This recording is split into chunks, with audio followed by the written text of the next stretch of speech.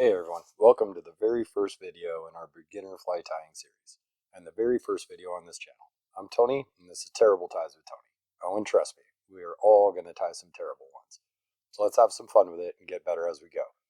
I'm thrilled you're joining me. Whether you're completely new to fly fishing or you've been on the water for years and want to start tying your own flies, this series is built for you. Stick with me, and we'll get to tying some great and some terrible flies together. Also, stay tuned for upcoming gear reviews and time on the water. Today we're starting with the fundamentals, the tools you'll need. We'll go over the true essentials first, then some nice to have tools that will make your tying easier and more enjoyable. Thank you so much for watching our very first video, it means a lot. If you're new here, hit that subscribe button and drop a comment letting me know you're here. Let's go.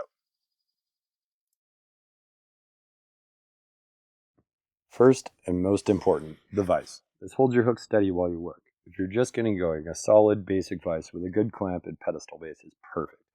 You don't need a rotary vise like this one right away.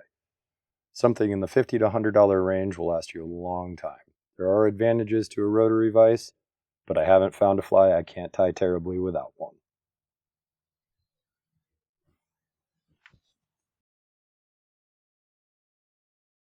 Next, a thread bobbin. This holds your tying thread and gives you smooth, controlled wraps. Get one that feels comfortable in your hand.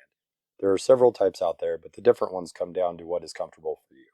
This one is the most common type, that you either expand or pinch the arms for more or less tension.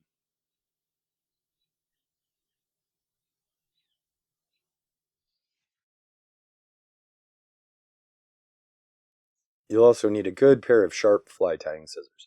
This is one tool worth investing in. Fine, pointed tips for precision work. Many people keep two pairs, one dedicated sharp pair for thread and a cheaper pair for wire and other things that might dull your scissors quickly.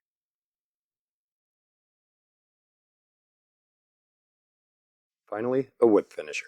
This lets you lock in your thread cleanly at the end of the fly. This can come in handy in other phases of your fly if you have a rotary vise as well. You can lock your thread down to use that rotary function.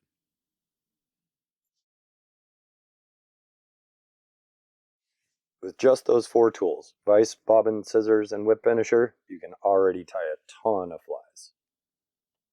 Now let's talk about some really useful tools that aren't strictly essential when you're just getting started, but you'll probably want eventually.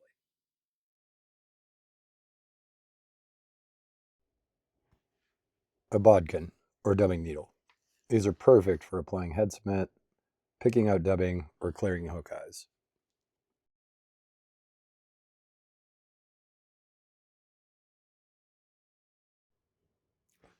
Hackle pliers. These are great for gripping and wrapping feathers without crushing them, and also holding other materials in place while you work.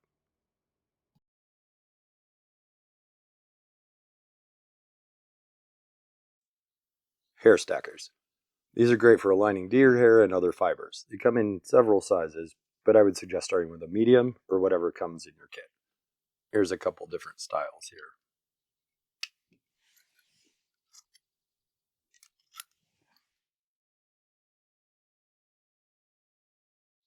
Head cement.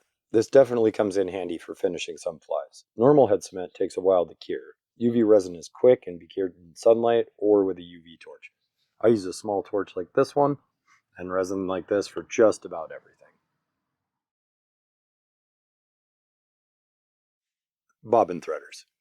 They're pretty handy to have around, also not necessary, but a few bucks to keep you sane. Mine's obviously well used here, and I dropped it off the table and stepped on it right before starting this video.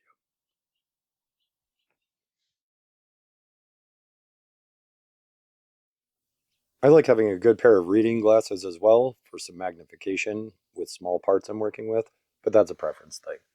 You may want some sort of other magnification to use while you're working on your flies.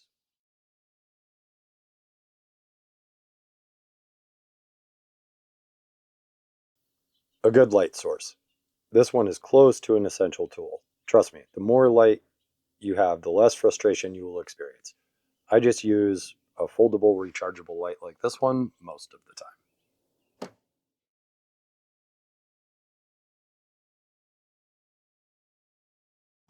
Another handy thing to have around is a mat like this one from Montana Fly Company, or some way to organize your materials while you work. I like this type because it has a grippy texture and well-placed dividers, including a couple with magnets in them.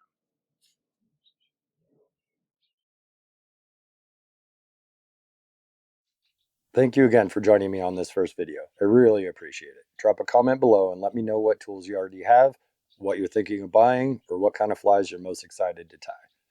Feel free to ask any questions also. I'll do my best to help. Like, subscribe, and turn on notifications so you don't miss the next one. Tight lines until next time. Now go catch some fish and let us know what you got 'em.